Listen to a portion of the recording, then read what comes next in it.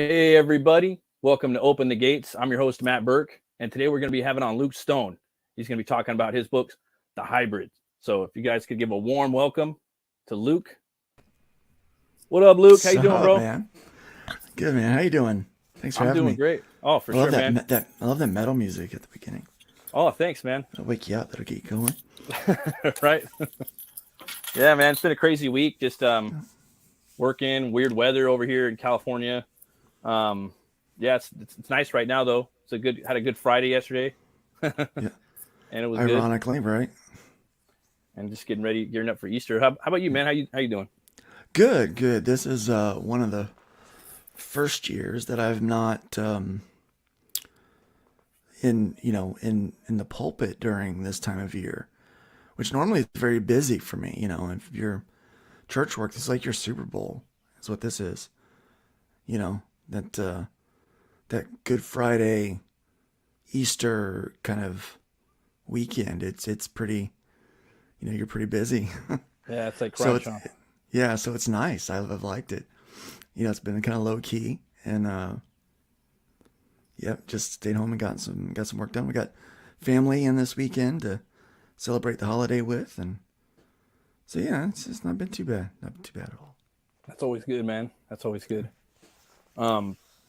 So like I have I've known about you for a long time. I think I might have been on one or two streams with you before. I know briefly about your book, but for those that have never seen you or know nothing of you, maybe you could give a little, tell a little bit about who you are. Yeah, there's a lot of people that don't know who I am, and that's isn't that why we do these things? We try to remedy that, don't we? Yeah. Try to get out there and tell our book. Well, I've been working on this series called Hybrids for quite a while now. It's one of the many projects that I'm a part of, but it's kind of it's really one that's near and dear to me. So probably feels about 2 decades now. I used to have a conversation with one of my mentors, and we would talk a lot about these more obscure things biblically. And one of the things that we like to talk about a lot was the Nephilim from chapters, from chapter 6 of Genesis. We started to realize that that we could tie just about everything into the Nephilim story. Yeah. Greek gods were actually inspired by real life Nephilim. And so if Greek gods were, then that means the whole of mythology was. And what if aliens aren't really from outer space, but they're from under the water? If you take like some of those conspiracy theories, because they found underwater runways, and even Columbus was talking about, as he was going across the ocean, talked about this flickering candle that was in the water that come up and flew beside him and then went back in. Well, what if that was a spacecraft and somebody had to, these pyramids everywhere and all this weird stuff. What if it all stemmed? What if all these alien encounters were actually just Nephilim? That had this advanced technology and everything. And what if they were, obviously they were having babies, right? Right. So right. What if they just kept having babies, and maybe that DNA, we know that they were wiped out at some point, but what if their DNA was still left behind, but so watered down that it was kind of, it was just kind of dormant in human beings. Yeah. And so that was kind of this idea that started to spark into form. And so out of that idea, especially getting into the whole 23andMe, that kind of thing, we started thinking, well, what if the descendants of these Greek gods, what if they're still walking around today? What if in my bloodline, there was Zeus or Hades? Right. You never know. There, you never know, right? So we kind of took that idea, but I wanted it to be more than just an idea. So I took several years to work on the structure of kind of this universe that I was creating, where all of those things that we thought were conspiracy or we thought were myth and legend were actually real, but it had a real explanation. They were fantastic, but they were just exaggerated. And then I created and kind of constructed a story around that, and for a reason, for those kind of fantastic things to happen again. And that story really revolved around the emergence of people getting powers again. But the people that were getting the powers were being abducted. Oh, okay. And so why were they being abducted, and where were they being taken, and kind of what was the driving cause behind all this? And I didn't want to just kind of tell this story from a blimp's point of view, this big world thing. I wanted to tell a story from kind of that person standing on the corner that gets wrapped up in the whole thing. Grounded street kind of thing, right? Yeah, and then so I decided that I wanted to tell the story from the point of view of someone that had a family member abducted. And then that spun off to like, well, wait, what if I tell it from the point of view of one of the people that's being abducted, but then kind of gets wrapped up into this new family and finds out that this is the quest that they're on. And so that's what I kind of did. I kind of wrote, where, in the first arc, so we're on like book 9 now.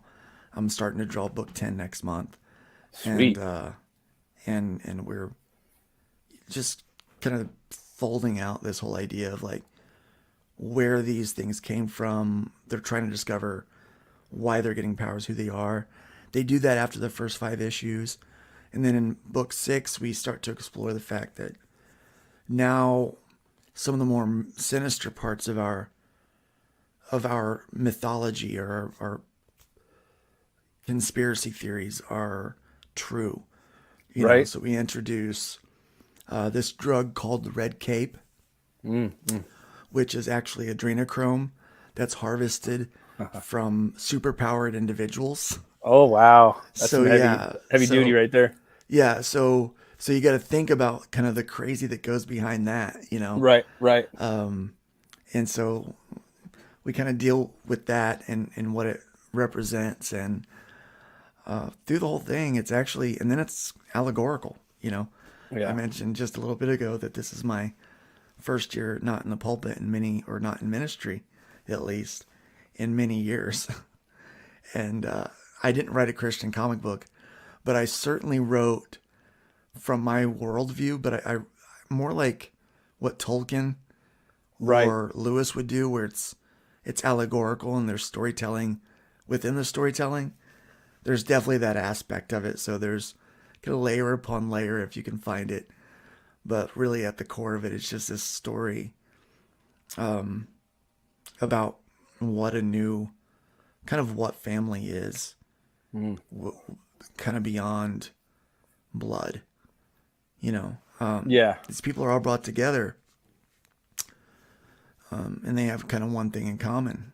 They've got there's this whole thing of this one strand of DNA, this special DNA that has brought them together on this journey through different means, some because they possess it and some because they love someone that does. And one, you find out later, has a much deeper story with it and a history with it than what we even realize.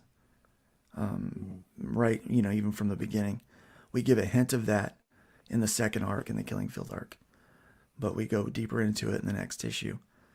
So yeah, it's and I just wanted to do something that was really reminiscent of the comics that I grew up with that I loved. The Claremont era X-Men. Yeah, let's say kind of gives me a little bit of an X-Men feel, but more of like a kind of like a biblical Judeo-Christian side of it too, a little bit, but not too much. Yeah, just a splash, a little bit. And I'm fascinated with that. Like there was a video game I loved called Darksiders. I don't know if you're, and they combined Norse mythology with Judeo Christianity, and that's what I it was fun though. It was fun, and then the 4 horsemen of the apocalypse, they were all part of the Nephilim, and they couldn't really, but it made for a fantastic game, which I love. I love the first one, second one. I haven't played the third or the fourth one yet, but the first one's your war, the second one your death. I've been seeing these videos on the internet a lot. Now my wife's been showing me. There's been people spotting these giants that have been found up in the Rockies, I believe. Also in Mexico, they're coming out. There's also this video I wanted to show you, but I couldn't do it. My wife has it. Maybe I'll send it to you in DM later. But I was gonna bring it today, but I couldn't. I'm sorry. But right. It was basically it was like a theory that this one YouTuber or podcaster had, that like the whole reason like our government's been going over to the Middle East was to extract that Nephilim DNA from the Middle East, from this place. I don't know if you heard anything about that before. I had, but honestly, I heard about that after I started this comic. Yeah, no, this is new. This video is like a month old. So I know, right? So it's like, so here's the problem I've been running into. I've been writing escapism. That's what I've been writing escapism for the last, I started producing this comic in 2015, 2016. The first one was actually published in 2016. Nice. In its first iteration. So, in there we have abductions, we have adrenochrome, we have aliens, we have that's fun. corporations, pharmaceutical companies, we have yeah all of this stuff, geoengineering, we have, and I'm putting all this stuff in this book, and I'm thinking, yeah, this is fun because it touches on things that we think, could happen, or right. There's enough touch to reality that it brings you in and gives you an explanation for kind of this stuff that happens without, leaning on it too much. And then it turns out that a lot of this crap is real, and they are turning the friggin' frogs gay. Right. And I'm like, holy cow. So I'm no longer writing escapism. I'm writing, I guess, a commentary. Right. Right. It's turning out to be a commentary because now, the Nephilim are real and their government's trying to extract their DNA. And I'm like, well, been there. Have they been reading my book? Been reading my shit? And I'm just like, dude, what's going on? Yeah, that's awesome, man. I'm really digging it because I love that. I've always been obsessed with giants too. I love giants. And like the bones that they've found throughout the world. And I believe that they were, probably a strain or related to the Nephilim. That's just my, take on it. I believe they're biblically they're related to the Nephilim. We know they are. Yeah. So talked about Goliath being, this 9-foot human being, and that he had 2 rows of teeth and 6 fingers and 6 toes, in each hand and foot, and said that he was a Nephilim. We know that Joshua went after the last king of the Nephilim, these giants in the land. When they went into Israel, the promised land, and said, there's giants there. We got to go kill them. They were Nephilim inhabiting this great plot of land. And so that's what we don't realize. It's there throughout the Bible quite often. And, we talk about the flood, and part of what the flood was there to do is to wipe out these creatures. But in my world, not only are giants real, but people with fantastical powers were real. These Greek gods that, could fly or control lightning and things like that. I mean, where did those stories come from? Somewhere, if it weren't for an exaggeration of something in the real life that they had seen. So we talk about that and draw that connection. And, if there's a minotaur, well, that means an angel had sex with a bull. Right. If there's a mermaid, that means an angel had sex with a fish. There's bestiality that took place, Yeah. And so, it all comes down to horny angels, really, is one of the big explanations for the Watchers, for right? stuff in there. Yeah, in the Watchers. In fact, my team is called the New Watchers. They because the whole point of the Watchers were to come in to protect mankind, not to make it an abomination. So not only did they make mankind an abomination, the abomination that came from it, the Nephilim, they were cannibals. They would eat human beings. Right. And exactly. there's a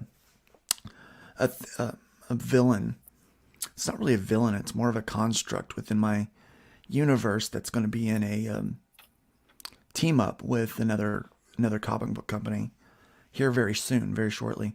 Sweet. Called The Forge. And The Forge was designed to consume human beings.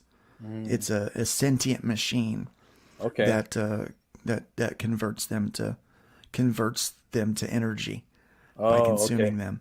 Yeah, and so that's what it does. And it's always hungry. So they had, we find out that it was encased. It was encased in a cave by these ancient fighters known as the Joshua Project. Oh, And so the okay. Joshua Okay. Project is we meet the Joshua Project in book 9, well, book 8 and book 9, and then we get to really see their operation come book 10. We're in the throngs of this. We realize that what's happening in this small abandoned church in the hybrid universe is just the tip of the iceberg, and we start to expand our universe from there. We've done 9 issues. Now we've got a role-playing game that we're Ooh. releasing right now too. So you can roll dice and create your own characters Oh, wow. based on the same math that I used to create the characters in the universe. And then you can play the characters as you will, write your own stories or play a quick play.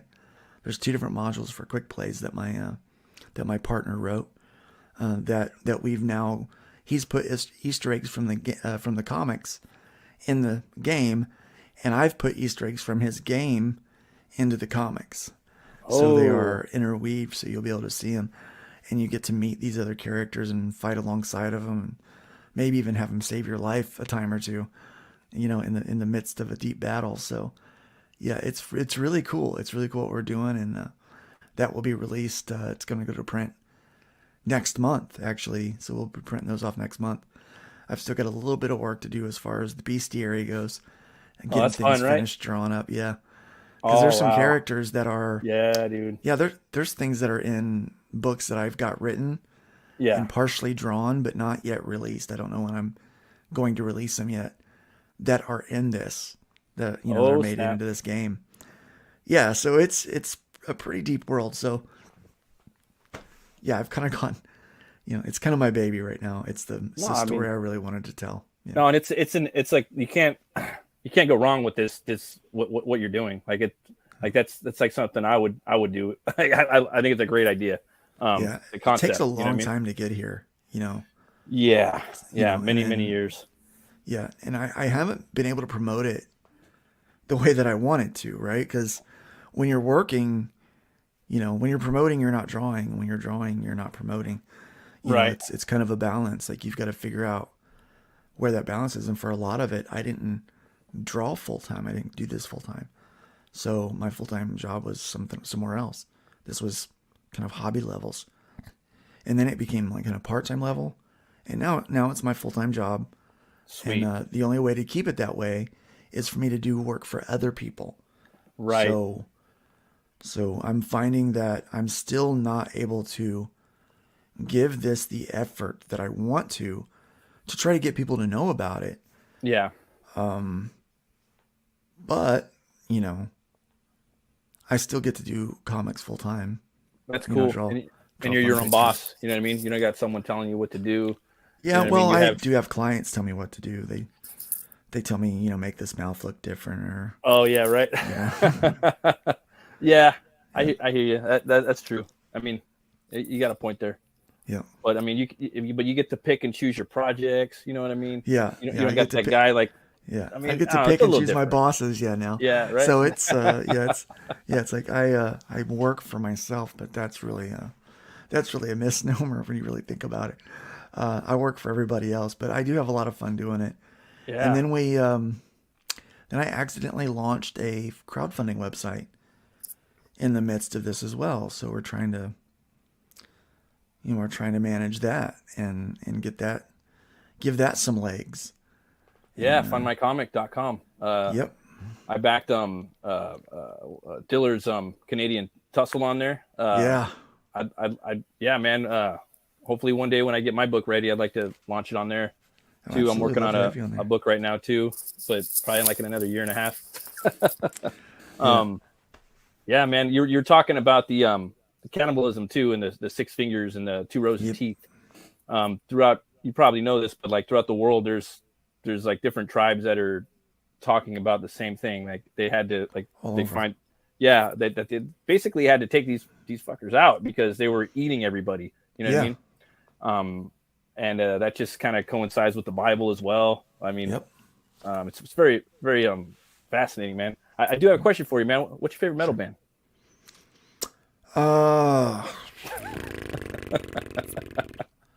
It's hard to pick. I really like Red, and I like In Flames. In Flames, yeah. Flames is my favorite band. In Flames is probably my favorite. Yeah. I still haven't heard Red. I mean, I know they went on tour with them, but I always want to check them out. But I love Red. I love them. Demon Hunter is another one of my favorite bands. Oh yeah, I remember them. Yeah, they were back in the day. They've been around a minute. They've been around a minute. Yeah. Yeah. Yeah, I think those 3 right there are probably. They're probably, well, I kind of also like Maylene and the Sons of Disaster. Oh, okay. I'll have to check them out. I don't know if you heard them. They're kind of southern metal. Oh, I love metal, dude. I'm like a metal stan. I just like all the genres, and I'm pretty loose with like what metal is and what isn't. I always ask people that when they come on. It's funny though, 9 out of 10 people that come on here, or 8 out of 10 have a metal band.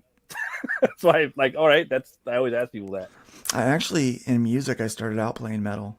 Oh, nice. Hell yeah. Well, actually, I started out playing punk, and then I migrated to metal as I got older. I was in a band called Prophecy, and then then I was in a metal band that actually we got signed, and we did a cover of For What It's Worth by Buffalo Springfield, this kind of like metal version, but it was still pop enough that it got played on the radio a lot down in the South. You know, I'm originally from Indiana.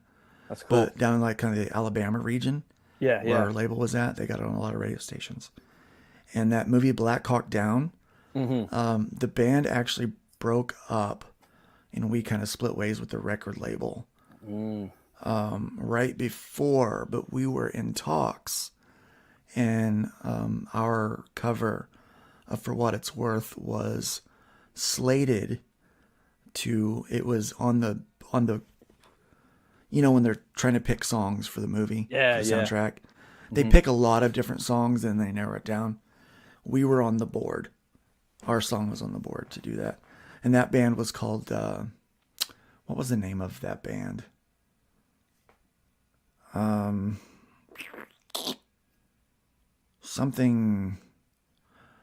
Beyond Burial. It was called Beyond Burial. Yeah. That sounds familiar. Well, then a lot of other people took that name after we went. You know, we had the copyright on the name for a while, and then we just let it go, and you know, and then about a dozen other metal bands took up the name. Right. We swooped in.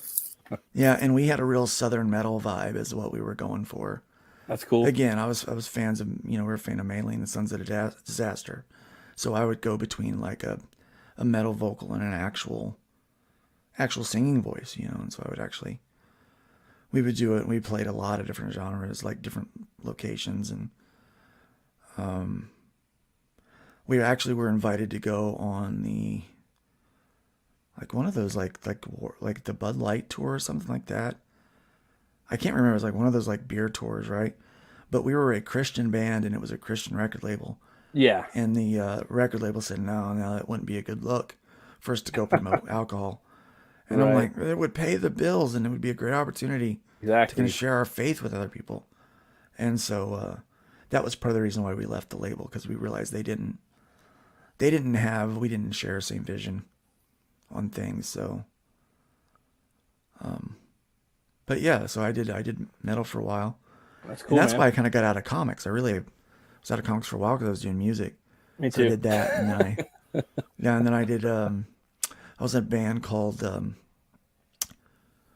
Gideon Press. That again, we were kind of on the edge of big things.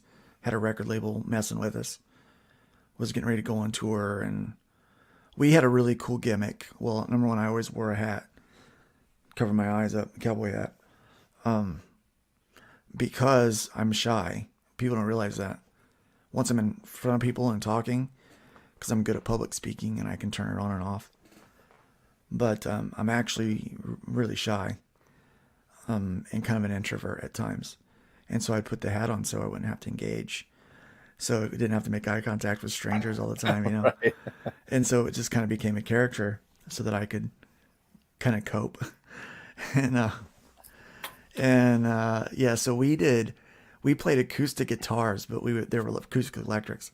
Oh, We would nice, run them nice. through effects. And so we would do like distortion delays and reverbs and stuff on our acoustics. That's And this awesome. was before nobody was doing this yet, you know, when we started doing this. Right, And so right. people were like, you realize they make electrics, right? And we're like, yeah, you realize you can, you know, go kiss your mother with that mouth.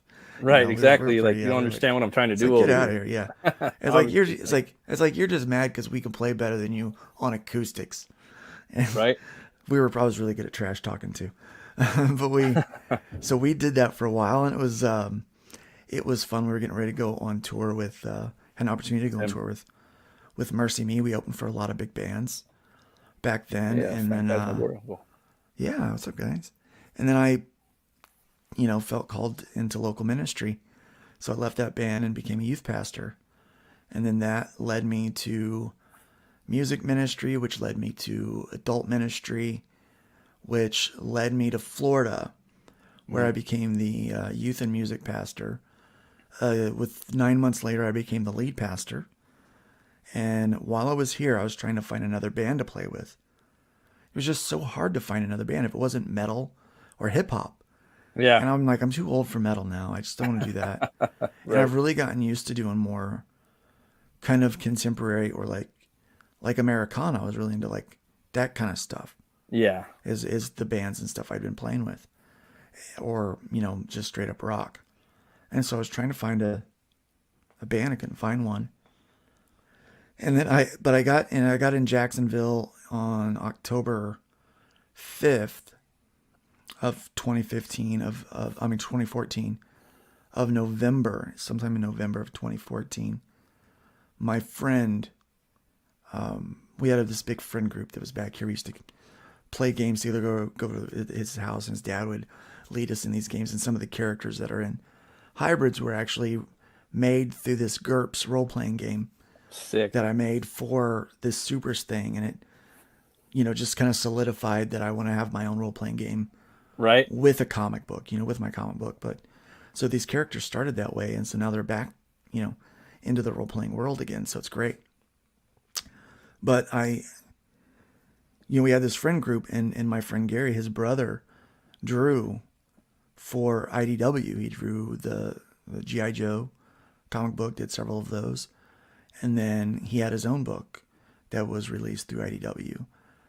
And he got some con crud in November of that year of 2014. Mm, Wound up passing away. He man, was only a couple years older than me. sorry to hear about that, Man, man. yeah, it blew my mind. Here's my friend. He's reeling from his loss of his brother. I mean, I didn't hang out with him so much because he was kind of at college at that point, and he was out pursuing his career, Yeah, out doing conventions, and he was making it. And it was one of those things when someone in your friend group does something that you've always wanted to do, you just kind of like, well, one of us made it, so it's okay. You know, I don't have to do it too. And that's kind of how it felt. You know, it's like, well, you know, Carrie's brother did, you know, way to go, you know. And I just did ministry and music. I always felt like I was better at that anyway, you know. So that's where I was at. And he passed away, and it just hit me that, wow, I could die tomorrow and I could never accomplish this dream that I've had since I was 14 years old of drawing a comic book, you know, of having my own series, of doing this, doing that, you know. And you know, it kept me up. What's up, Ryan? What's up, dude? What's up, what's Luke? up, Brian? Yeah. First of all, let me apologize for being late. I was just like reading comics, and I decided to sit down and have something to eat. I was like, oh, let's see like if anybody's streaming. Oh, Matt's streaming. Oh shit. I was gonna say, man. Oh, sorry, Brian. What were you saying? No, I just bolted down my my tuna fish salad, and then just kind of bolted down here. So I was gonna say, Luke. apologies for my tardiness. Have you heard the new In Flames album? No, I haven't. You heard it, Luke? Oh yeah, What do you think of it? that's pretty good. I like their. I like a couple albums ago better actually. Yeah, it's crazy. Like people are like up and down on all the stuff. You know what I mean? Yeah, that's I'm okay. still I'm They're still trying some catching up. things. I'm still catching up with their discography because Matt turned me on to them. So I haven't heard the new shit. I'm still I like the new catching album. up with the old shit. I really like the new album, but Do you remember yeah. Mortification and Tourniquet from back in the day? No. Oh no. Guy, check those guys out. Check both of them out. Okay, You will I'll love remember. them. I'll replay the stream. Psychosurgery. Write those down. Psychosurgery is one of my favorite songs of all time. Okay, and if you wouldn't get copyright struck, I would actually play it for you because I can plug it right in. Oh, that's awesome. But yeah, I freaking love those guys. They're really good too. Which I always band is forget this? about them. Tourniquet, and Mortification. They're really good too, but Tourniquet was one of my favorites. They've got an album. They got a song called Psychosurgery. It's one of my favorite songs. Gears me up every time I hear it. I was gonna tell you too, man. There's this band called Devil Driver. It's with the singer Cold Chamber, but they kind of got like well, they're kind of like groove like Pantera, but mixed with In Flames on some stuff. Yeah. It's hard to. But anyways, they did a country album, dude. A death metal groove country album. They have like Hank Williams III on there. They have all these different like country singers. It's called Ghost Riders in the Sky. Awesome. It's a hard recommend. Hard recommend for All you. right, You'll man, probably I'll like check it. it out. They got some. They got some solid. They got some solid. They got the singer Lamb of God on a couple tracks. Randy Blythe. Okay, yeah. So I like Devil Driver. They're like a cool California band. But yeah, man, I wanted to talk about bring up your campaign. I actually have it right here on funmycomic.com. Let's do it. If you like, I could share it. Unless you would like to share it. No, go right ahead. Yeah. Sweet, bro. Yeah. Give me a I second. love it when I don't have to drive, man.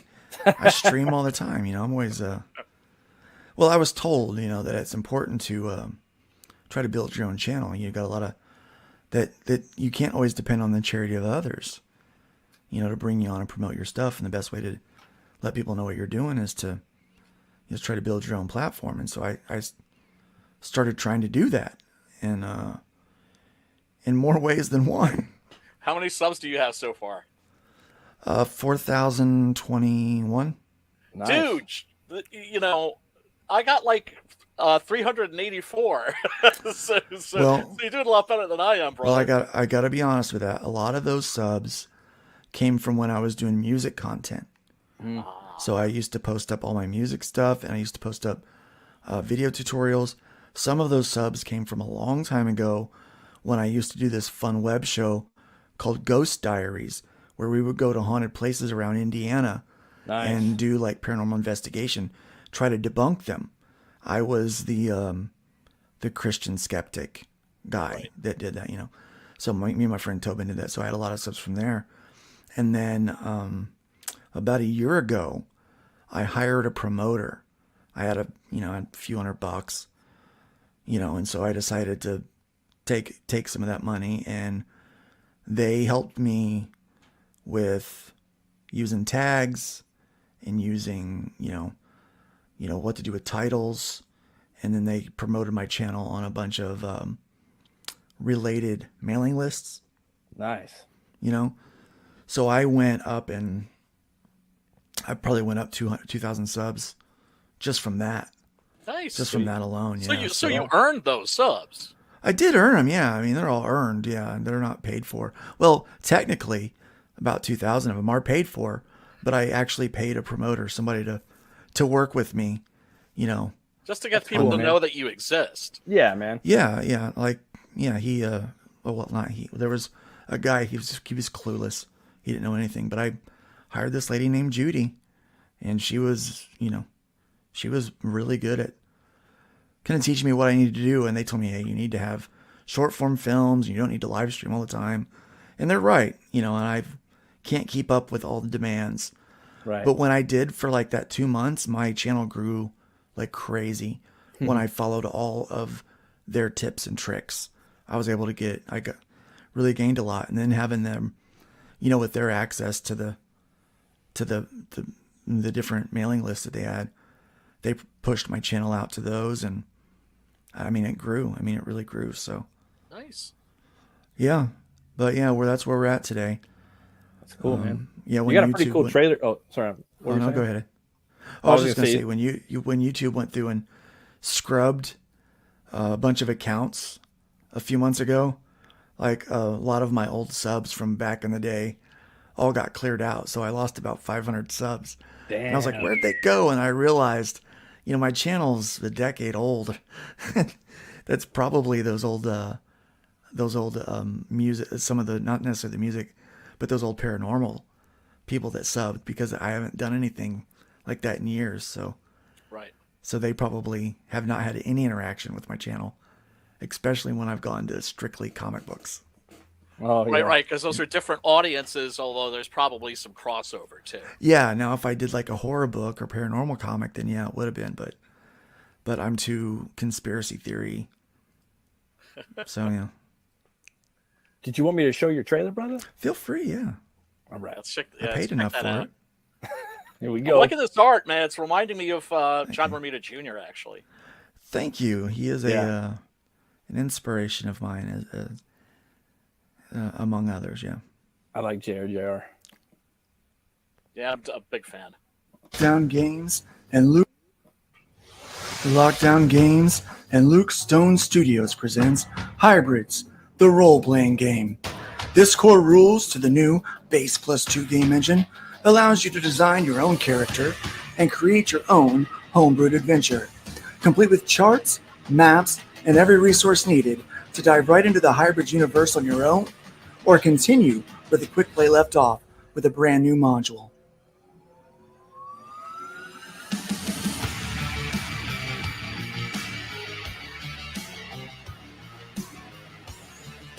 Get caught up on the series with the Killing Field trade paperback.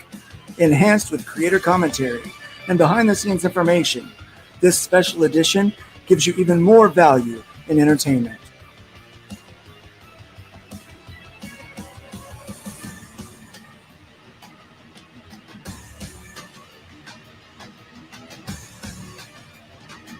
All this and more on Fund My Comic. Sweet. Nice. I was digging that music too, man. I got some flames right there. Yeah. Sweet, man. So this is your book right here. We were talking about a little bit before you his universe a little bit before you jumped on, Brian.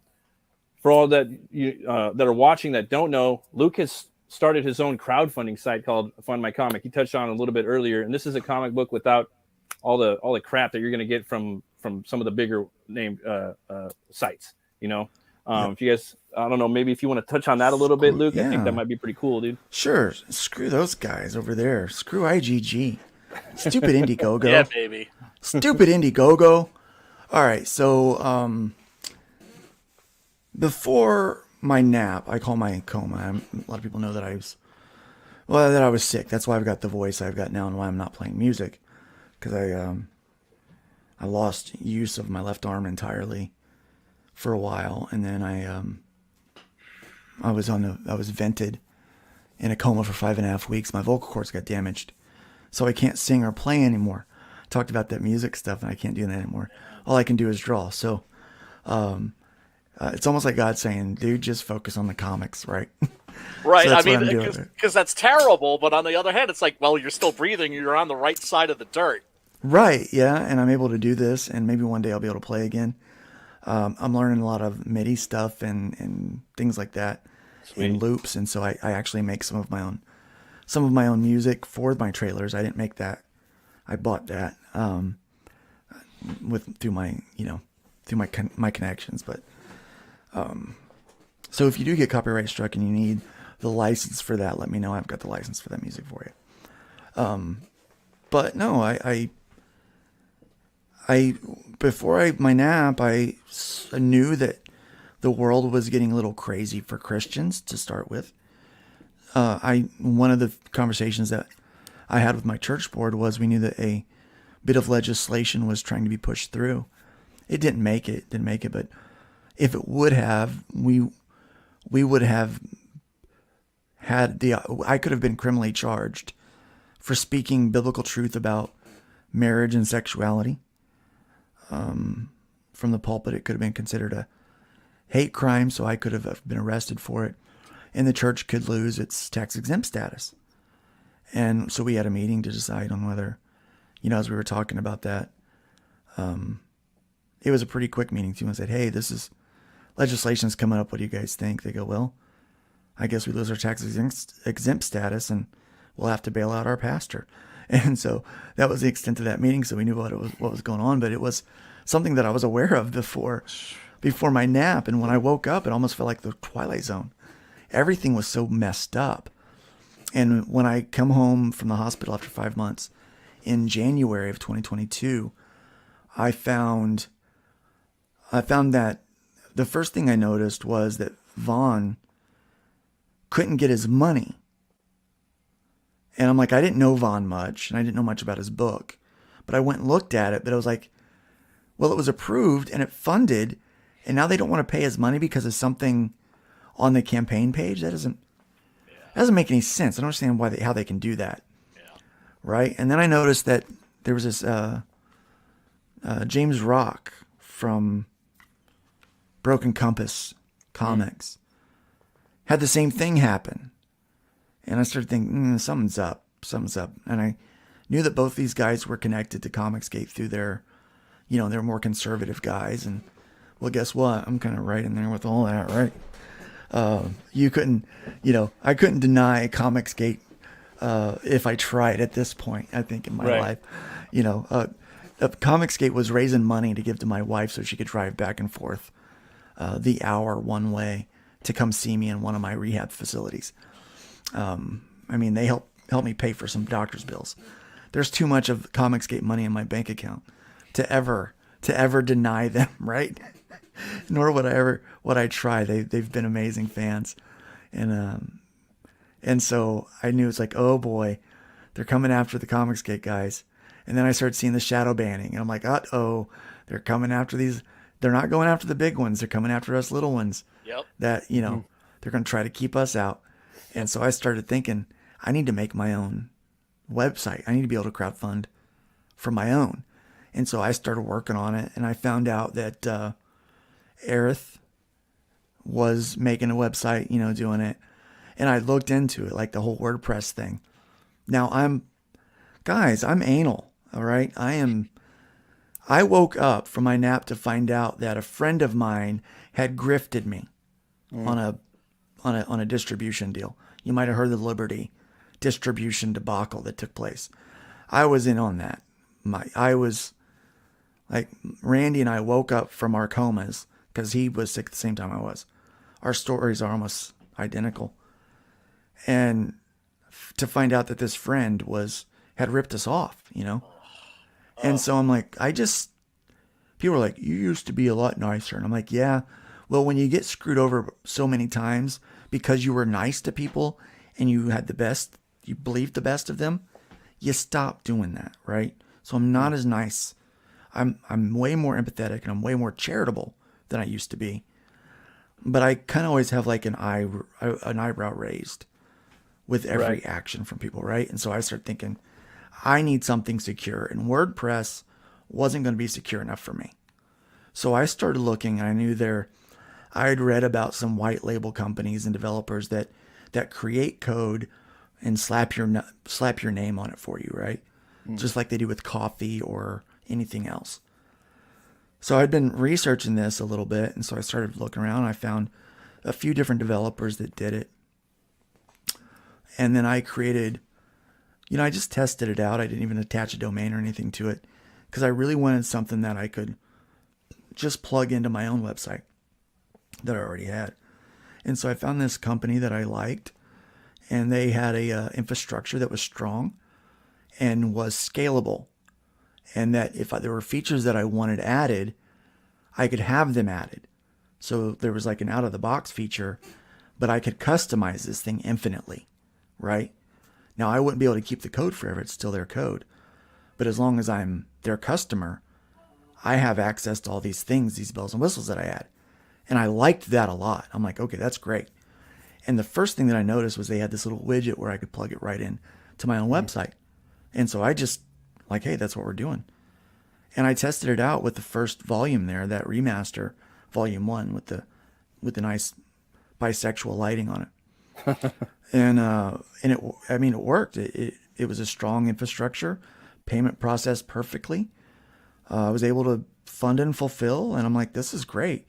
Did it from my own website. And then in the process, I realized I could crowdfund more people, not just myself, because I'd been researching payment processing and things like that. And Right. and it was starting to get really complicated, but I didn't want to do it. So I was like, I maybe I'll just help out a couple of friends. So I told a couple of people that, hey, I could crowdfund you. If you get shadow banned and you just have a problem, I've got a platform you can plug right into your website. You don't have to worry about it. Nice. And then people started saying, look, you need to do more with this. Like, the whole community needs this. We've been talking about this for years. They said, we've been waiting on the big guys to make it. They've said that it was coming and nothing's happened yet. I mean, it's hard. It's expensive. I don't know how you're able to do this. I said, I don't either. I just kind of found it, and I had a bit of severance money from the church closing. So I was, I had a little bit of money sitting around. So I was able to kind of try to build my own, infrastructure for myself so that I could have a career down the road. And in that, I relented and decided to share what I was doing with everybody else. And so we came up with a name, Fund My Comic, and it happened to be available. And so we bought the URL, the domain. I started working with another company because I didn't want to, the payment processing was going to confuse me. Or not necessarily confuse me, but it was a headache. Right. And I didn't want to deal with it. I just want to make comics. The whole point of this was I wanted to make comics and be left the hell alone. Yeah. That's it. Yeah. But That's it what we turns out all that- want. Right. And I found out that's all everybody wants, right? Yes. Yes. So that's why I decided we needed to give this to everybody. And we wanted to do it as low as cheap as we could. Originally, we were thinking about a 2% platform fee, but we weren't able to manage that with the fees and everything that we have, of regular maintenance and what we need to be able to add additional features. So we had to go with 3%. But still, that's pretty darn low. Very. Compared to Yeah. the other crowdfunding sites? Yeah. That's Oh, like yeah. virtually nothing, dude. Yeah, Right. they're all 5 and we're 3. Which, but we're small but we're boutique and it's all hands on. We're very boutique and we're all very hands on with things, And so I went over to this other company, and because they said they could handle the payment processing and they were going to build their own infrastructure with it and everything like that. And they had big promises. They said, we're ready to do with this other company that you had. We can do all that and we can do more. And so they gave me a few deadlines. We gave them some money, gave them a lot of money. They gave us a few deadlines, and they blew past those deadlines and didn't make it. Right. And so finally we were like, screw it. We're going back to the other guys. So we went back to the other guys and said, how fast can you get us going? We're like, here's the keys. And then we were able to kind of build out the site in a week after waiting for months for this other company. Crazy. Huh? Now, after the first time this other company, Surrendum, blew through a deadline, the first thing I did was, when they didn't hit their deadline, I go, all right, I know how this is going to happen. Again, remember, I'd been screwed a few times, one by my best friend, so I don't trust anyone anymore, Yeah. And so I'm like, all right, so this isn't happening anymore. So I decided that when they missed that deadline, I was going to start putting everything in place to do my own payment processing. And so at this point, Todd Altmans came on as a partner. And so he and I, and then a couple days before we were supposed to launch, I get a notice. I was supposed to be staying in the parsonage for another year. And out of the blue, the pastor that we gave the parsonage to kicked us out and wouldn't respond to my phone calls or anything. So I had like 15 days to leave. And so we wound up having to move cross country while we're trying to launch the website, while I'm dealing with learning all this stuff. So I'm getting lawyers, I'm getting accountants, I'm talking with them. I said, give me the information I need. And I talked to a few people. I figure out what I need for payment processing. I talked with Todd. I said, we're going to have a meeting as soon as I get settled in the new place. And so we got settled, and I said, here, I've got everything in place for payment processing. It's the exact same thing that IGG and Kickstarter are using. Nice. So here's how it works. We went through everything. The accountants looked over it. We had our terms of service, our privacy policy, and everything looked like written up. The lawyers took that, looked over it. When they gave us a thumbs up, we started throwing things in. And that's when we called back the old company and said, hey, what can we do? And they're like, here's the keys, go for it.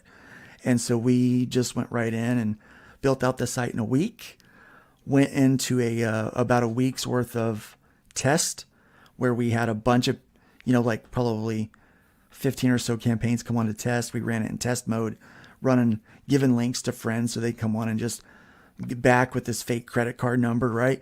And just go in and do everything we tested. We're like, all right, I think it'll go. I mean, obviously we're in beta. We're going to have to, run into hiccups as we go, but we'll get there, right? And so then we launched. We launched 5 weeks ago Friday. Sweet. Yeah, and here we are. Here we are now, huh? Here we are now. Sweet, We've man. got well over 200 users that are using the website right now. I think it's 250. Really? 250 users using the website. We've got Sweet. 21 or 22 campaigns that are approved in approved status. I think about half of those are actually actively funding right now. That's awesome. In the first month, the site not only paid for itself, but put money into the bank for upgrades. Nice. Yeah, I mean it's doing well. We've been talking with other creators that have a little more pull than we do, that are coming over to the website soon and going to be launching the campaigns. That's excellent. So yeah, things are going well. Yeah, man. Couldn't really man. ask for anything more. I was wondering, man, would you like to go over some of the tiers on this? Sure, absolutely. So right now, we started out on Indiegogo because I didn't know exactly. I needed to get this book going. Oh, okay. And I didn't know exactly when we were going to be live because of the move started happening. And so we had to make some adjustments. And then I realized that I'm not going to get backers on Indiegogo because everyone's waiting for Fund My Comic. And so then we closed down the Indiegogo. We raised like $1,300 over there. And so we have the $1,300 right now that is going towards the rest of the money that we want to raise in our stretch goals. We don't have to raise anymore. We can pay for the print run, but it would sure be nice to raise a bit more money and not just break even on this thing, but be able to pay Nick, because he's been waiting for 3 years for a payday on this book because I went to a coma, and so he's been waiting for a while on this thing. And so here we are. But so to celebrate our beta 2023, we have a special code right now, beta 2023. It's a coupon code. You can actually get a discount. Oh, that's cool. On any of the tiers, you get a 20% discount. So everything that you see here today, if you use that code, you can actually get it for a little cheaper. Like this right here, it's Try It First. I understand that 2 trade paperbacks in a role-playing game, that's $25 a piece for each one of those trades, 144 pages each. And the game is 35. It's 140-ish, 150-ish pages probably by the time we get the bestiary finished out. It's that's a lot of money to jump in on something that you're brand new to, right? And we're realizing that every campaign we've got brand new readers that are coming along, because we normally average about 120 backers, and about a 20% organic growth each time, and so it keeps going up. But right off the heels of Rift Riders, which was very successful, there was a lot of shadow banning. This was shadow banned. My last campaign was shadow banned, which was for book 9, just the floppy. And so that one didn't do well. This one wasn't doing well because of the shadow banning, all of that. And it's like, you just get frustrated. Right. So it kind of feels like we're kind of trying to gear back up a little bit with all of that mess. But we understand that as we're trying to find new readers and expand our audience, That's a lot to buy in on. So we have this thing where you pledge $1, and I'll send you out the PDFs for issue 1 and issue 2 and the quick play that we developed for basically 80 cents if you use the code. I send out right away so that you can check it out and come back and back it. That's nice. Now, you see, sample. this is smart. This is smart. Yeah. I always, like on my campaigns, try to put a link where people can download the first issue of my book for free, so they can get a chance to kick the tires, see if it's something that they're interested in. And this is just a really like practically free way to do that. Except you're offering like a heck more content. Yeah, and it the reason why we decided not to go with completely free is because originally, we were thinking Indiegogo, we were going to fight the algorithms. Because even, but with here, it's like $1 helps. Yeah. $1 helps us. I mean, it's $1 more than what we had. Right. So we could give it away, but if you could give us $1, we'll give you, and right now it's 80 cents. Doesn't sound like a lot, but those pennies add up, Yeah. especially when, dollars. especially when I'm not paying a platform fee. Right. So that is the bonus of owning your own platform, is you don't have to pay the fee. Now, do people need to create an account on Fund My Comic in order to buy these PDFs for $1? They do. They do have to register. An inline registration is really simple. You put your name. You don't even have to put your real name. We have people do that all the time. They use their assumed names, or their screen names. We actually just had a troll that we've had to, one of our creators is having problems with. So our support team has been on that, dealing with that this weekend for him. And, but again, that's what you get. Indiegogo doesn't do that for you. Kickstarter doesn't do that for you. Right. But we're there. We're like, all right, we're going to, we've actually got our development team trying to hunt down their IP address. So that's awesome, dude. So that his lawyer can deal with these people. So that's like one-on-one customer service. Yeah. One-on-one, man. Yeah, and most of the time you get me, actually. That's awesome. Yeah, because I'm anal. We've gone over this, right? And I trust the people that I have working with me, that I've brought on to support me. But just like with my book, no one's going to sell it better than I do. No one's going to sell Fund My Comic better than I do right now. And no one's going to take care of you better than I will, because I care the most. Right. Like right now, I care the most. And so, I mean, there's going to be people as we grow that, obviously, we've got people already in the wings that are being trained up to do this stuff, and they've started helping out and taking care of campaign administration. Nice. We've assigned them creators, and they are in charge of them. And so that's working out great. These are people that are passionate.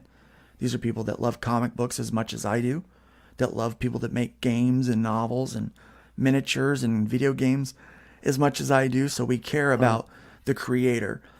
And so, it's very much kind of that one-to-one thing. Oh, and there's one other thing that we do. Someone recently referred to us as a what did they say? It was kind of derogatory. It was not very nice. Well, you're going to get that. You're going to get that. You get the haters. There's going to be a lot of pushback. Like when you started this, I was thinking like, oh shit. You said it. Yeah. Like, you're going to piss some people off, Luke. Yeah.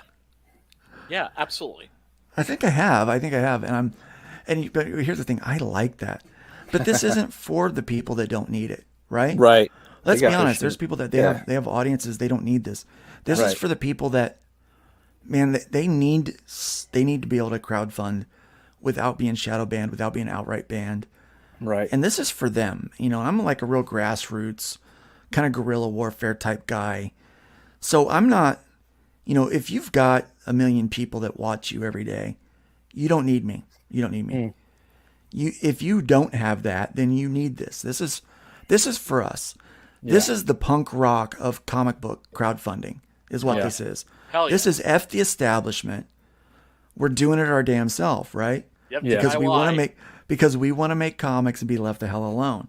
Yep. That's exactly what this is. And so, we make sure that people have to register in line so that there's at least some buy-in to that. And you can put in whatever name you want, and we will deal with the trolls that come in to abuse our freedoms. We will do that. But we also, you can also, when you attach your payment stuff there, it's hidden behind a wall, right? So Stripe takes care of all that. I don't keep that. It's not me. Yeah. So what I see is what you actually have that's public, and your email address. That's what we see is that. But we can, but yeah, so you do have to register to buy it. So that way we've got that information, but it's super easy. Oh, It's way easier than all the other ones. Right. yeah, it is. Yeah, it is. Can I just address that really quickly? Go for it, man. Folks, don't because I know, look, I'm lazy like that too.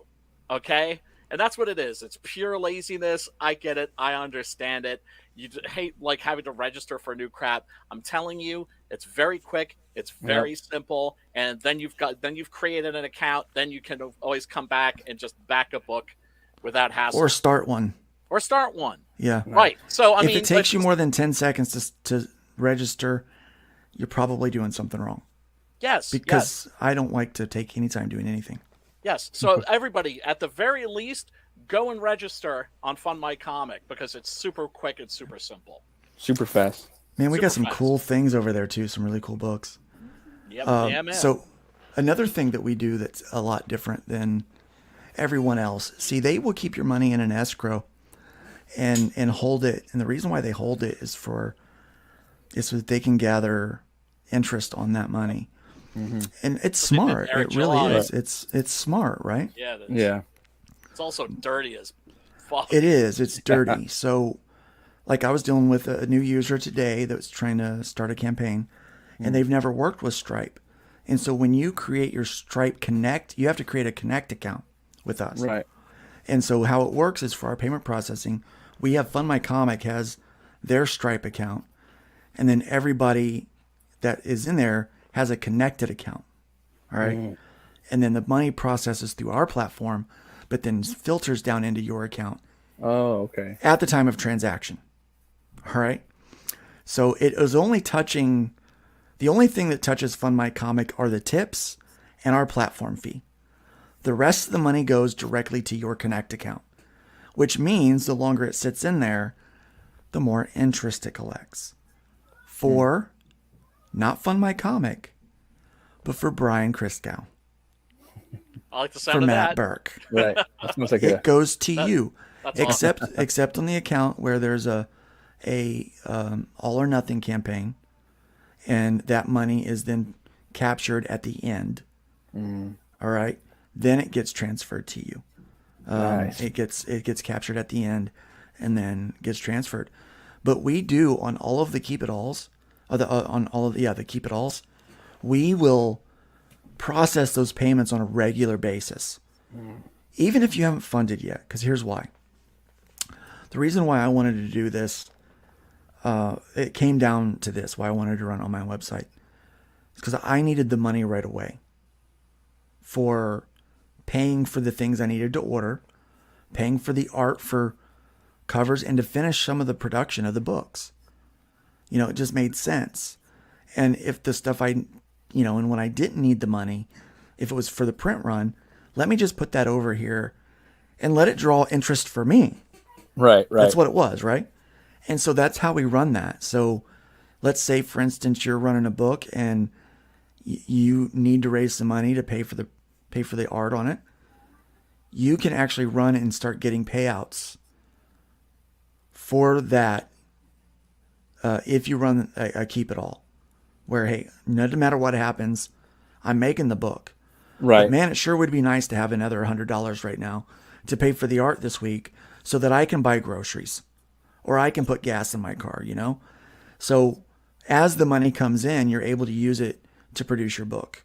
And right? you can pay him to do more, or maybe help put more art up on the campaign or something like that, maybe? Yeah, so that you can kind of work that process, because many of us know how to do that. Now, obviously, we work with people that have never crowdfunded before, it's like, well, if you've never done a crowdfund before, a keep it all may not be the best one for you because you may not know how to manage what you're doing. So let's do an all or nothing. Let's try it out with that first. And then if it funds, then we can move it over to keep it all, right? And so we're there to work with people on those kind of things as well. But it's your business. At this point, it's your business. It's you taking money from your customers. And we just facilitate it. So when someone says that it's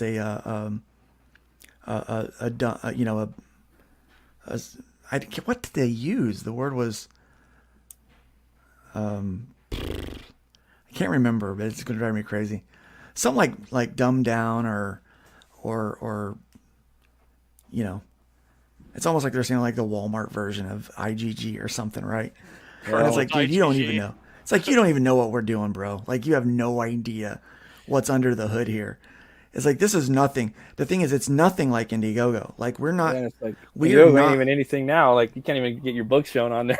It's like you don't even exist. It's nothing whatsoever. We are not replicating those guys. And they're taking our money. And they're taking your money and laughing at you. They're taking 5% of your money, right? Your book don't even exist anymore unless you got a big YouTube channel where people are watching and they could drop, mods in the chat. You know what I mean? In that case, getting shadow banned works for you. Yeah. Oh yeah. Yeah. Oh yeah. No, like, it does. It does. Yeah, I'm shadow banned, so everyone's like, "Let's go." Go. For me, I'm like, I've got 4,000 subs, but I've got maybe 40 people that watch live between all the things that I stream to. Yeah. And I'm like, I got shadow banned, and they're like, "We already backed you." They're trying their best too, and I'm like, I've got several backers that have been like, I just can't buy into this one yet, man. It's too expensive. I'm like, I get it. Because we've got those two quick plays that are with it too. And we've got the brand new quick play, that module too, that you've got up on there. That's brand new too. So you got 5 different books, all brand new. The cheapest thing we got on here is $15. And that's still a lot of money right now.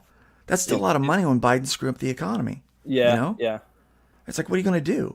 People are really hurting right now, and not everybody has money to spend. And we're all feeling that. I don't think the big boys are. It's definitely affected us. They're feeling it a little bit.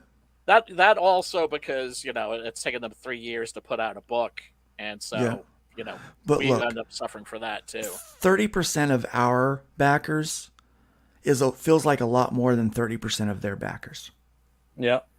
I mean, that's how it is, right? Right. I mean, it's just like when I was at a church. They said, 30% of the church is no longer going to church anymore after the pandemic, either online or in person. Mm-hmm. And it's true. The big churches felt it because that was a big number. They felt the crunch. But you know what 30% did to small churches? Yeah, it closed them. Yeah. Destroyed them. They closed. They couldn't. Yeah. They could not survive with 30% of their people gone. That was horrible, man. Like, I live, like, there's a lot of churches where I live. It's like more churches than anywhere, I think, in the world, against Book of World Records. Like there's a church every few, boy, does it need it. For every denomination, right? Yeah. And there are a lot of them, let's face it. I talked to a lot of like ministers and pastors, and I'm just like, man, during like the pandemic, like there was so many like protests and like riots and things going on, you know what I mean? But they could do that, but we couldn't have our churches open, you know what I mean? Yeah, and there's so many people to help. There's so many people to help and not enough resources right now. Yeah, exactly. And so we're all feeling it. But yeah, 30% of your audience, Brian, is going to hurt you. 30% of my audience is going to hurt. And you have better numbers than I do. 30% of my audience kills me. I mean, it's like, I'm like, dang, man. Yeah, that's why it's just like I complain. But then I realized, like, well, crap. I've got people that are, have amazing looking books, and they haven't even been able to crack like 2,000 yet. Yeah. And I'm just like, so it's just like I'm kind of an established creator. I worry about the people that are coming in behind us too. Yeah. Well, I think what are they going to do? I think it was Randy that told me they got to go to Fund My Comic. Well, I was talking to Randy. I think it was Randy that told me this. He said, breaking into comics is a lot like breaking out of jail. As soon as you do it, someone's behind you trying to keep anyone else from doing it. Right. Yeah. Yeah. And so I don't want that same phenomenon to happen with me or anybody that I work with. No. So I'm like, well, let me make a doorway and pave a road if I can. Right. And then someone said, "Do you consider yourself a trailblazer?" I'm like, "No, I do not." But I you know, Well, you if are, anything, dude. Well, You are. we You are. say You're doing it. grab an oar. You built a canoe, dude. well, that's the idea. Yeah, let's I think the grabbing an oar thing. I think those days are kind of over, man. In fact, I said we're using the wrong analogy. I said we need to be building canoes. We need to be building an ark. We need a Noah. And I guess if I'm supposed to be the Noah, I'm the Noah, I guess. Here's an ark for us to use. And that's why I said it's not for the people that are fine, that have got the yachts, that can survive this thing. Right. Yeah. It's for us that can't, That's who it's for. And so it's where I'll be crowdfunding all my books, and several other people are like, Fund My Comic is my exclusive home. And so this is what we need. And so that's what we're doing. That's where we've come. So far we've come. So if I want to pick up the books, like right here, so you have the first 9 floppies and broke down into 2 volumes, right? yeah, 2 trades right here. The first 5 is in book 1. That's Okay. called the Trash Day arc because it's you'll Trash read Man, it, you'll right? find out why it is. Yeah, it's about it starts out with him at work. It's Trash Day. That's awesome. It's yeah. Is he So a it kind of garbage starts man? out. He is a garbage man. Oh, the main that's awesome. The main guy you read. Okay, I like That's that. what he does. That's what he does for a living. That's It dope. opens up. Well, page 3. It opens up with him at his day job. Okay, real blue collar, so- dude. Yeah, he's real blue collar. In Yeah. fact, that's his name's Clarence, but he goes by Trash Man. Even his superhero name was Trash Man. That's what his catchphrase is. It's time to take out the trash. Everyone picks on him for it, That's a but he good knows one. it's awesome, so he's not worried it's about awesome. it. Yeah, it's dope.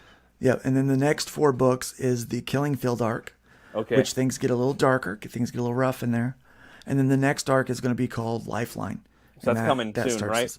That's coming soon, very soon this year. Oh, we'll dope, have those dope. 3 books out, and then we'll have it all compiled into 3 trades, but those will be hardback and big compendium. And then you've got module 1 and 2 of the quick plays. okay, And then you've got the quick play number 1, the first module, introduces you to the rules. It's almost like a tutorial level on a video game. okay. So it's your tutorial level. And then module 2 just continues that story and helps you understand the powers better, implementing and adding powers and stuff to your characters. That's The dope. core rules has everything you need to build a character from scratch. Uses all the math and all of the stuff that I use to build my characters in my head for this universe. And then it gives you all the maps and the bestiaries that you need to write your own adventures. It's really cool. Oh, I love that So yeah, stuff. it's pretty awesome. Yeah. So this is I telling love, Brian. I love that stuff. Even if I don't have the like friends bestiaries. to play with, I love getting my hands on that stuff and reading it. And the Yeah. bestiaries, of course, Yeah, are love always my bestiaries. favorite. Yeah, the old I have a Monster lot of Man, fun old with D&D Monster Manual. That was my shit. Yeah, we're Love having a the, lot you of get fun the with shirt that right too now. right here too. You can rep the hybrids. I'm a t-shirt and jeans dude. I always Yeah. like. I can't, but I mean, I would love to have shirts for all the, all of our books For and everything, Stuff, you know what I mean, I'll wear them on wherever, Yeah, I actually did. We just added the merch. Oh, that's cool. I wanted to do a couple of T-shirts. I thought it'd be kind of nice to. Yeah, totally, Everyone dude. really likes the double helix design That looks for cool. the for the book, so we decided to just put that on a T-shirt, so you can get it in blue and red. The badass cover right there. That is you Canaan can- White. Yeah, Kanan's White's awesome. Kanan's He a just did a beast. Raziel piece, dude. On Legacy of Kane. He just did a Raziel. I don't know if you guys remember Legacy of Kane. Yeah, of course. Soul Reaver. He just busted Yeah. one out. I was like, "Where's my boy Kane at?" Seen it on there yesterday. It was yesterday because I like Nice. Kane a lot. Kane's awesome, Oh yeah, What's those Raziel? But yeah, I love Kane White's art. So good. incredible. Yeah, Yeah, and he really captured the kind of the darkness of this arc. I love the artwork too that you're doing, man. Thank you, I appreciate that. When you launch your next book, you got to come back on the show, dude. I want to talk about it some more. 'Cause, Yeah, I would love your to. world's so big, dude. We could talk. Like, there's a lot to discuss. There's Lots so to many unpack. facets to it. Yeah, we could talk Lots to for unpack, ages. man. Yeah, I'm really excited about the end of this next arc. We've already started talking about this group called the Council, Mhm. and I'll just give you guys a little spoiler. Sweet. So, the Nephilim story, it ties into every bit of mythology in our human history. Okay, and do you guys like Egyptian gods? Of Yeah. course. Absolutely. Well, they are the council. Oh, okay. Yeah. A very underutilized pantheon. Very much so. Yep. So the council of Egyptian gods is our next antagonist that we're going to have to deal with starting in issue 13. So yeah, I've got a lot planned, man. I've got a big universe, a big story to tell. I'm digging the Trash Man. He's cool. He is cool. He's a lot of fun. So this artist is a guy named Christgau, and he works for a lot of major companies. In fact, he helped bring Giant Man Thing to life for the Werewolf by Night movie. Yeah, he was one of the people that was responsible for that. Cool. In fact, I think the main artist for that. No for kidding. Man Thing. And so yeah, he did that. But yeah, here we go. He did these cards. So we actually have 6 cards. We're only showing 3 of them right now. And those numbers, those stretch goal numbers, reflect where we want to go from the 1,300 that we raised already. Okay. And so that did get reflected. That's why it has like a weird number. But yeah, I do have a total of 6, and we're going to wind up doing a total of 9 special edition cards that he is doing the art for. So Sweet. Love the cards, man. Yeah. I definitely want to get these books, man. And you guys can pick them up on this campaign. You can get both books for $50 plus shipping. Shipping's pretty good right now too. Yep, we're shipping in June. Oh, okay. So that's right around the June, July Nice. is when we're going to right around the ship mountain. this thing. Yep. Heck yeah. And then you guys could pick up the single. You guys could, you want to get Trash Day, pick up the first one. You can get on the ground level, on the street. How this big epic started.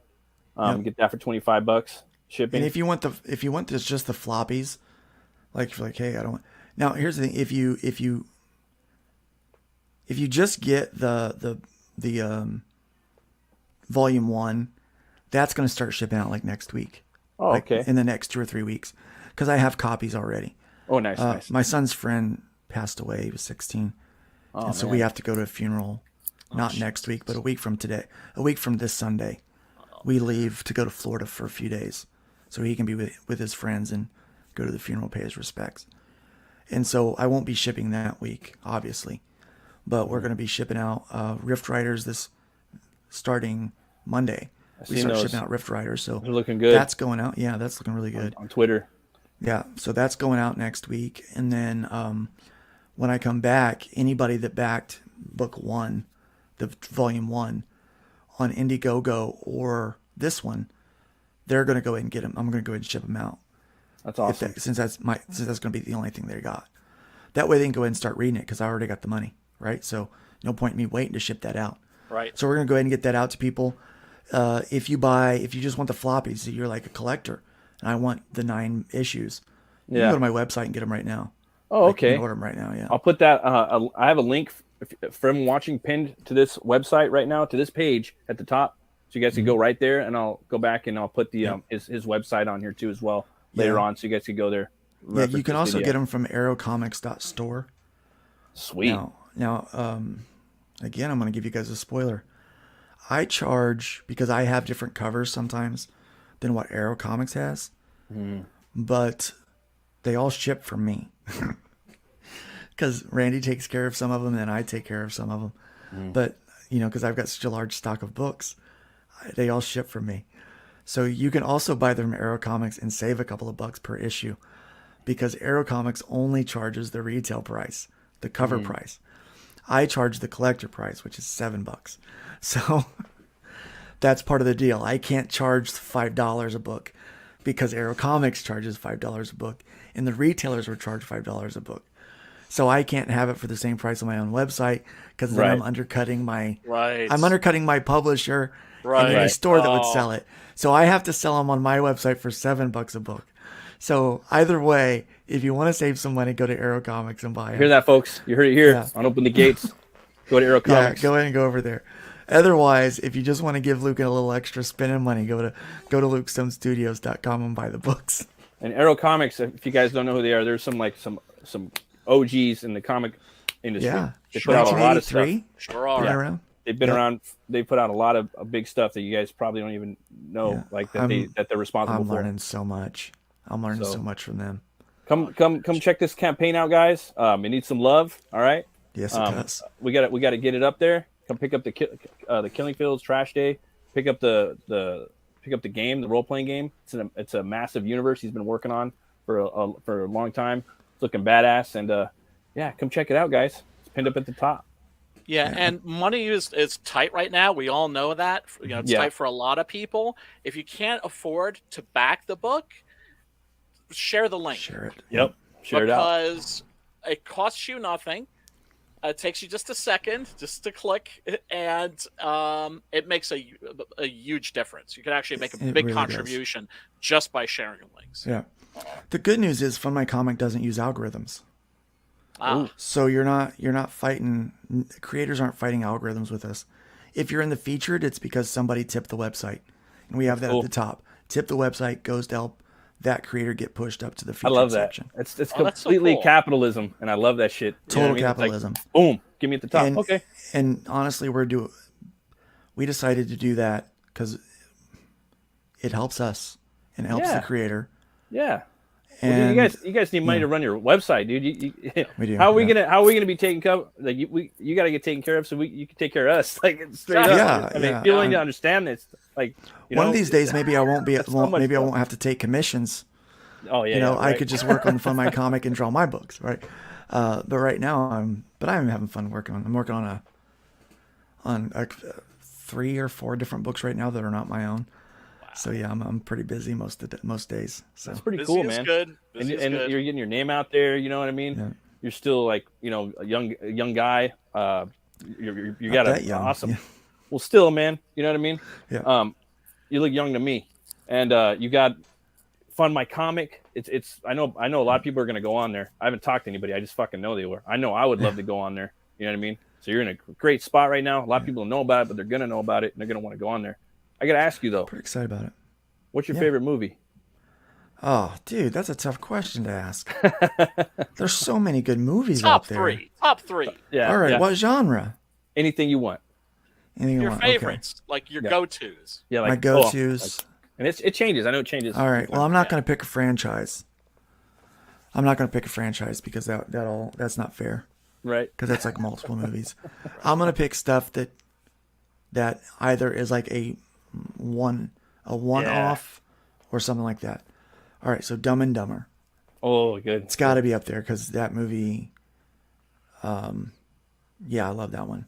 Yeah, it's just Let me see. real knee smacker. Yeah, it really is. Yeah, it's a really good one. I seen that in 4th grade, man. I was just crying so hard in the movie theater, laughing my ass off. Yeah, My buddies. and I would say The Shawshank Redemption. Solid. I Solid love movie. that. I love that movie. Yeah, it's a good one. Frank And then let Darabont. me see what else. Yep. What else? One more. One that whenever it comes on, I just have to stop and watch it. That's not Star Wars. An old Star Wars. It could be. Yeah, it If you could like be Star like Wars- Empire Strikes Back, for instance. That's one of my I favorites. mean, obviously, I like Star Wars. Yeah. Yeah. I mean, you see that all back there. Yeah. Obviously, I like Star Wars. Let's see, Wars but I'm dope. not gonna mention that one. Let me see. One more.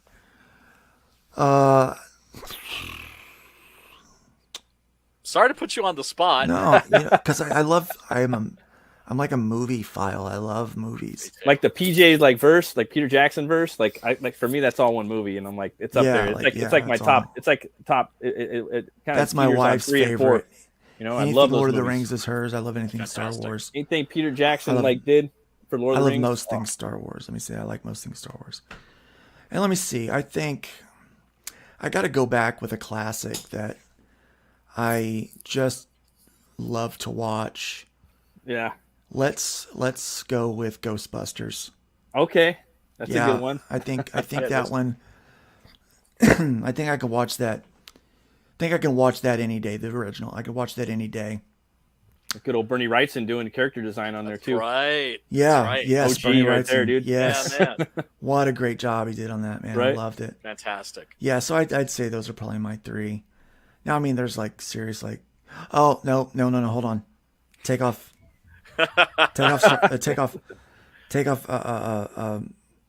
Ghostbusters. Take off the GB.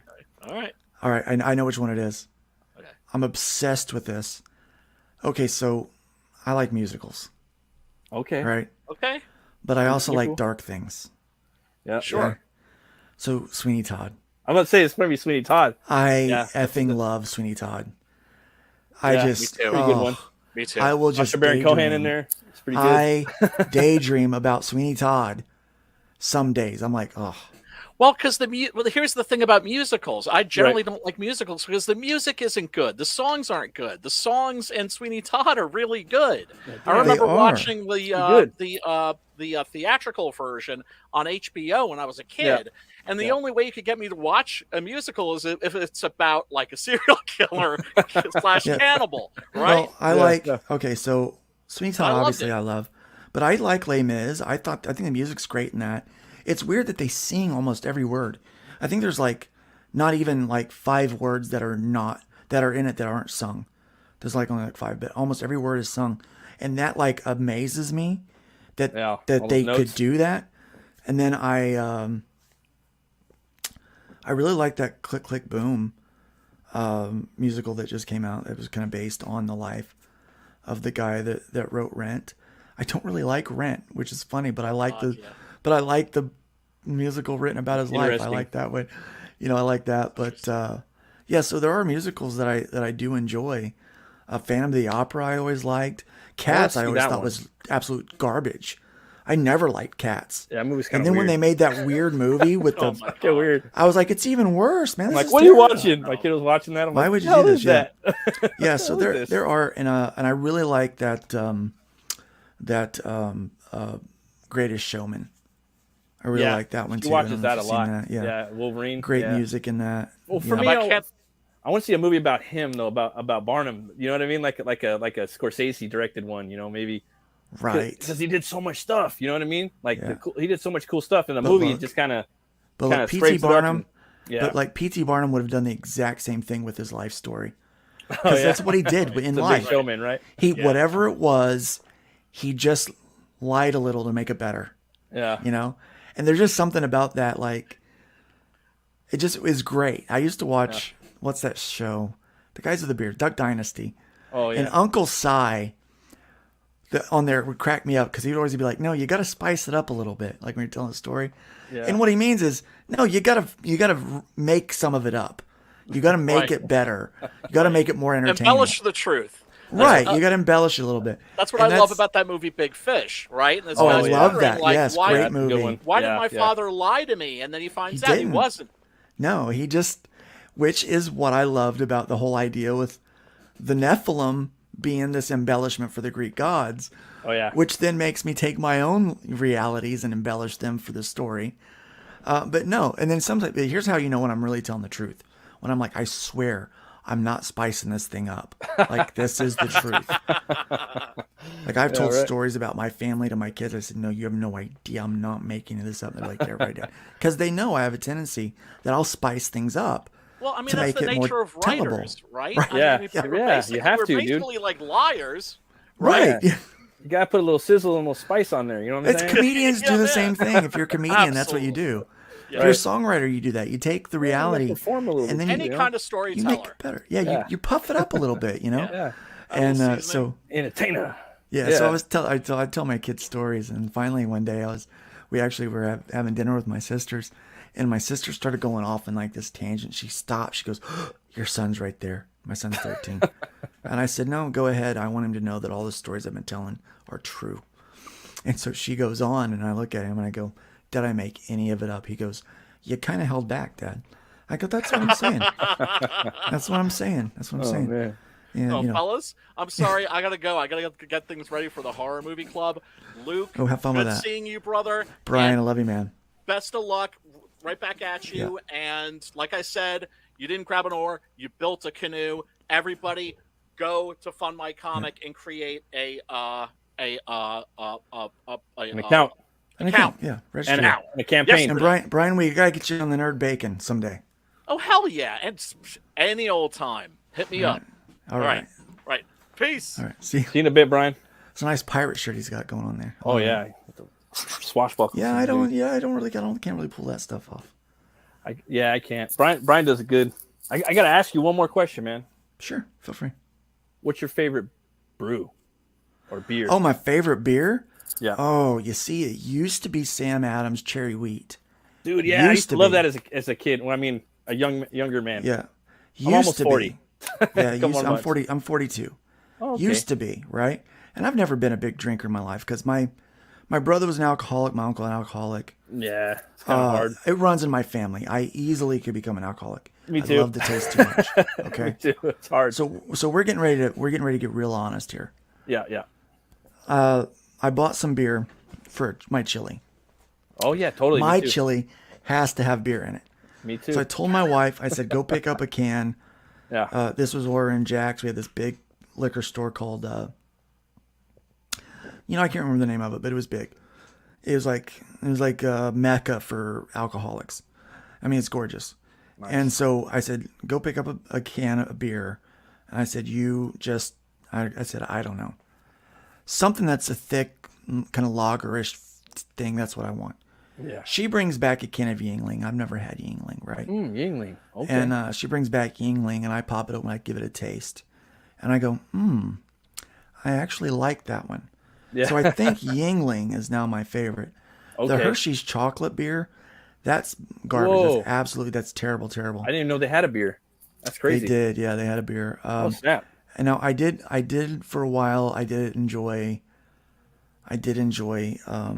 but pretty much Sam Adams was always my favorite. Yeah. No, The Boston Lager was really good. I really enjoyed it's always that good. one.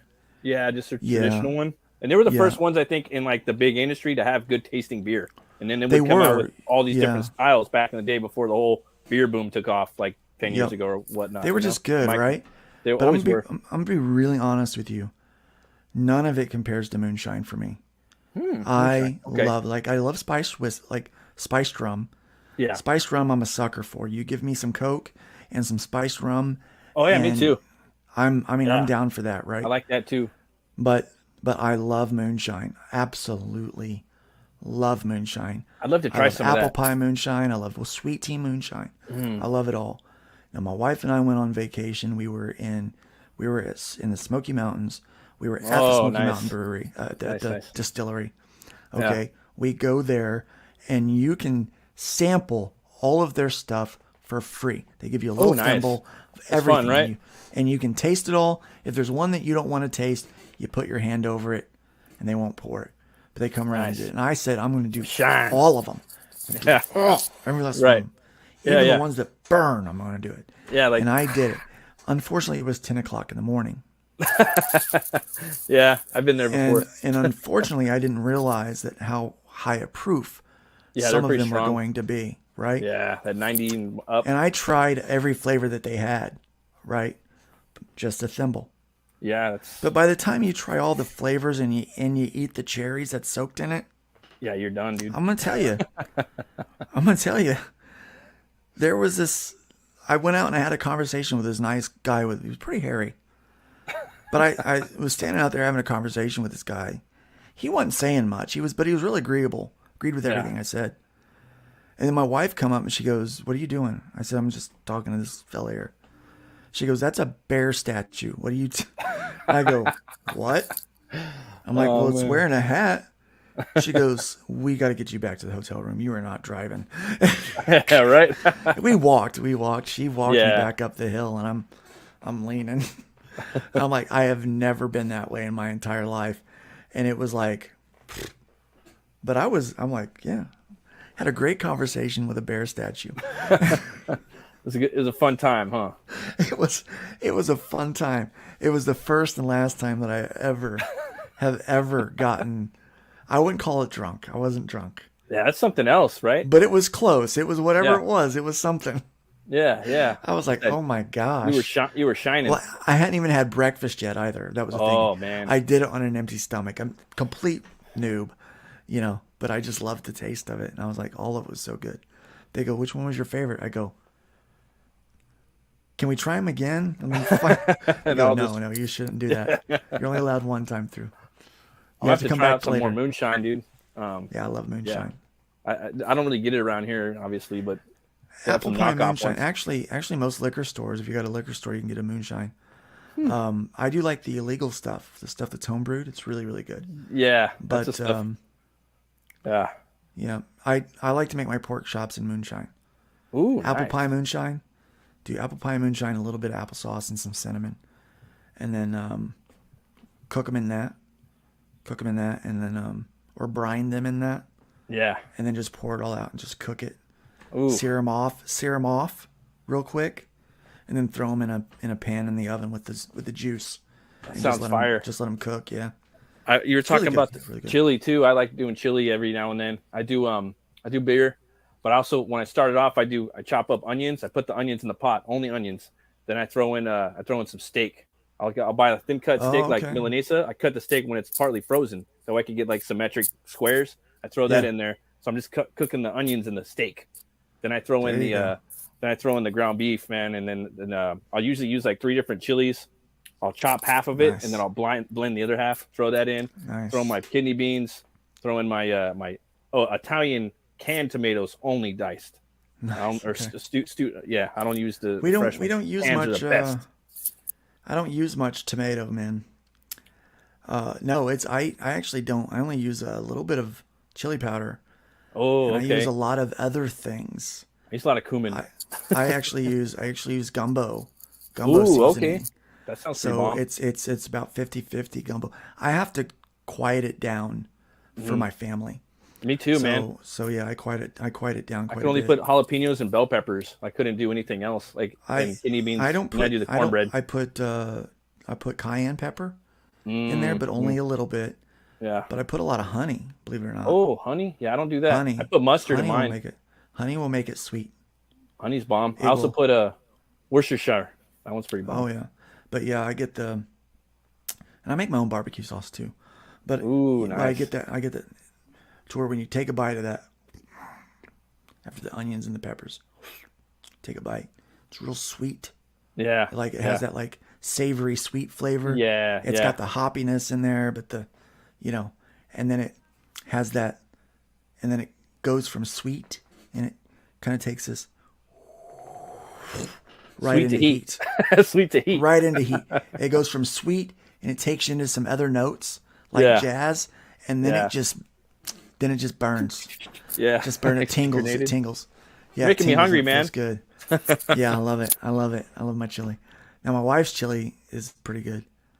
Pretty good too. She's won contests with hers. Oh wow. She beat me in the contest with hers. She made hers in 45 minutes. Mine took 4.5 hours to do.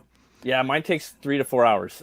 Yeah, it takes slow a minute. and slow. And I'm slow. I ain't gonna lie. When I cook, I go real slow. I'm just a slow cooker, just in general. Yeah, there's a few things that I make that are really good. The best thing I make is probably my smoked pork butt. Oh, I'm that sounds fire. Pork butt. I smoked the turkey this year for Thanksgiving. Oh yeah. That's super bomb. My son and I smoked it. It was the best turkey I've ever had. Yeah, dude. That's good. It was the juiciest turkey. I normally don't like white meat because it's so dry.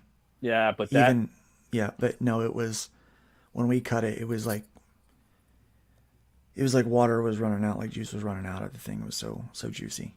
Yeah. We usually do like my brother-in-law does that, but sometimes some years me and my wife will do it. She does the bag, but I get the turkey injectors like with the Tony Shatterans, and I'll do the thighs.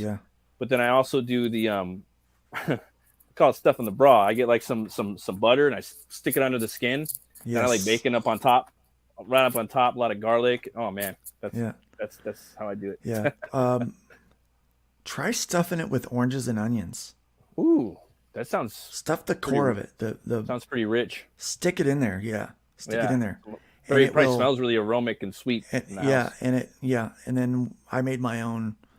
I made my own brine this year, and then my own injection, butter injection this year too. So, I mean, we went all out on the recipe.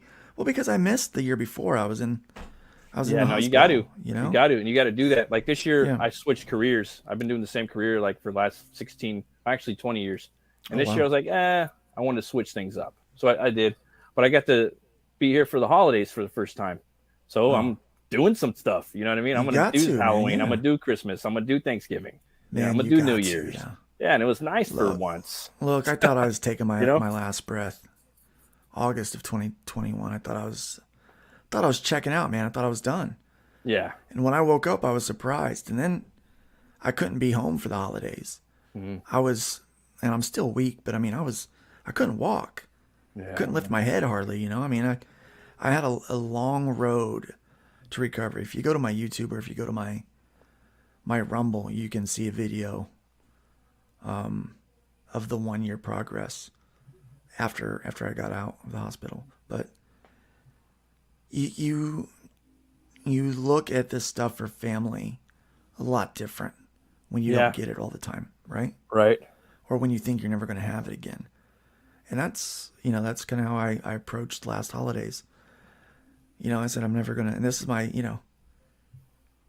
this is Easter, man. So we've got family coming over for Easter. Yeah, dude. We're back home. We're closer to home where everybody can get together. So we've pretty much got all of my wife's family coming in tomorrow for Easter, And so that's what I'm doing too. It's nice, man. We're gonna have ceviche. I'm going over my in-laws. It'll be fun. Switch it up. Usually we do like ham and potato salad and stuff like that. Yeah, but, that's what we're doing. But yeah, man, ceviche, that's cool. That sounds good. Yeah, it's pretty good. Pretty refreshing sometimes. I love food, man. Yeah, me too. I'm a foodie. I'm a food stamp. I love food, man. Yeah. Well, Luke, we got to have you back on the show again, man. Anytime. When you launch your next book, man, I'd love to have you on. It's fun talking with you. Like I said earlier in the show, there's a lot to unpack with the hybrids. I'd love to talk more about it. Talk more about a bunch of stuff. I want to get in, maybe talk a little more about your artistic process and writing processes too. That'd be. I'd love to talk about that. So, I didn't think we'd be able to handle a lot of that because I know you're a busy man. You have a lot of pots cooking. So, but thank you for coming on to my humble show. I believe this is only the 26th episode, and I really appreciate it. But yeah, thanks for coming, man. I was wondering, where could people find you at? Easy. Go to LukeStoneStudios.com. From there, you can find all of my social media links. You can find my YouTube channel, all that kind of stuff. Yeah. And that's probably the best place to find me. You can find my merch and stuff on there. I got all kinds of stuff. Website gets pretty good traffic, but it could always be better. But yeah, it's an easy way to find me at LukeStoneStudios.com. Sweet. So you guys hear it, LukeStoneStudios.com. Thanks everybody for coming and watching. Have a happy Easter. Remember to be bold, be brave, and roll the bones to know your role. I'll see you guys next time. Bye-bye.